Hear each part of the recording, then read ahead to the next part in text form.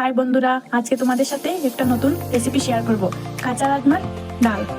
প্রথমে কাঁচা রাজমাগুলো 2 ঘন্টা ভিজিয়ে রাখবো, তারপর ছিলে নেব। এখন প্রথমে আমি কড়াইটা বসিয়ে নিলাম, একটু তেল দিয়ে একটা পেঁয়াজ 3-4টা কাঁচা লঙ্কা কেটে একটু ভেজে নেব।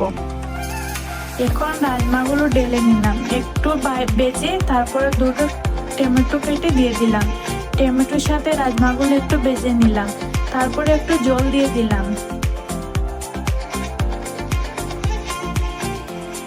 জল দিয়ে গরম মশলাগুলো দিয়ে 2-3 মিনিট নাড়াচাড়া করে একটু ঢাকনা দিয়ে দিলাম।